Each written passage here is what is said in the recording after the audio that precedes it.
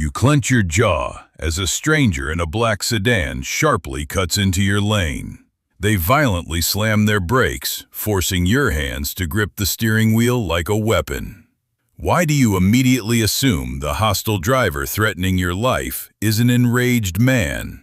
What if the most destructive machinery of human aggression is completely invisible to the naked eye? Your brain equates aggression with bruised knuckles. Society teaches you that violence is inherently masculine. This deep-seated cultural belief shapes everything from your criminal justice system to who you inherently fear when walking entirely alone at night. It dictates your daily interactions. Do you ever stop to question if this entire narrative is fundamentally flawed? Decades of psychological assumptions painted women as passive peacemakers. Finnish researcher Kai Bjorkvist finally challenged the scientific consensus. He realized that modern scientists were only counting the visible black eyes and broken noses. They completely ignored the devastating psychological warfare happening right under their own noses.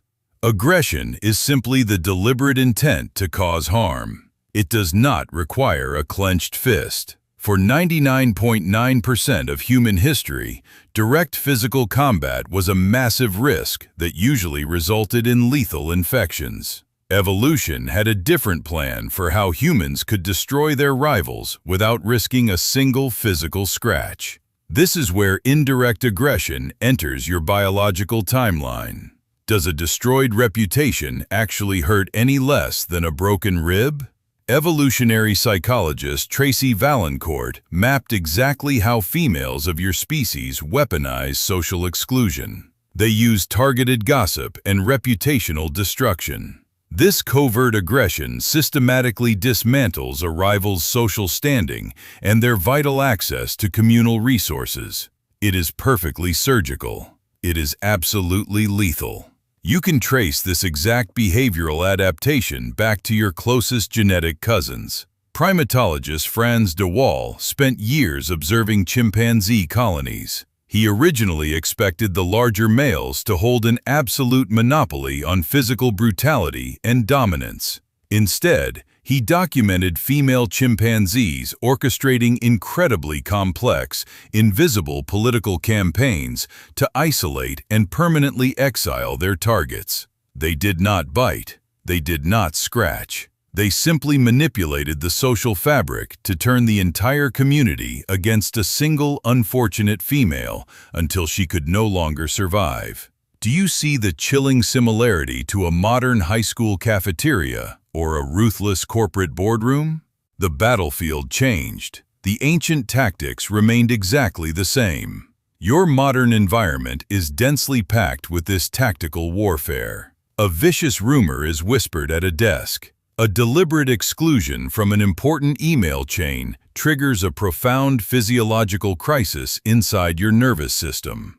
When you experience sudden social rejection, the pain centers of your brain light up on an fMRI scan, exactly as if someone had just punched you in the face. Your body doesn't know the difference between a physical blow and a shattered reputation. The physiological damage is practically identical. Why would nature wire your brain to treat a passing rumor as a mortal threat? In the harsh reality of the ancient world, being exiled meant certain death. You needed the tribe to survive. Social death was literal death. You probably think the dividing line between these tactics comes down to a single hormone. The cultural myth points to testosterone. You are told that this singular chemical is the root cause of bloody bar fights, terrifying road rage, and endless historical wars. Are you ready to completely rethink the fundamental biology of human anger? But the real answer is far stranger. If testosterone only creates mindless violence, how do you explain the complex foundation of human cooperation? You cannot build a civilization on blind rage. Neuroscientist Christoph Eisenegger conducted a landmark biological study. Women were given measured doses of testosterone and asked to play a high-stakes negotiation game.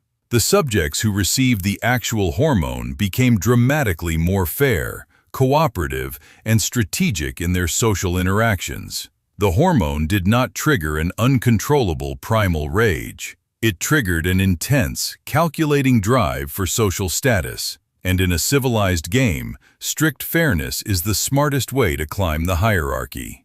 Did the placebo group act differently? The only people who acted aggressively were the subjects who falsely believed they had received the hormone. Their deeply ingrained cultural expectations completely overrode their underlying biology. Aggression is not a distinctly male trait. It is not a uniquely female trait. It is a universal human survival mechanism designed strictly to secure status, vital resources, and desirable mates. Men simply default to physical intimidation. Their heavier bone density made it slightly more effective in the harsh ancestral past. Women adapted to use social leverage because it achieved the exact same destruction with practically zero physical risk. But here is the twist.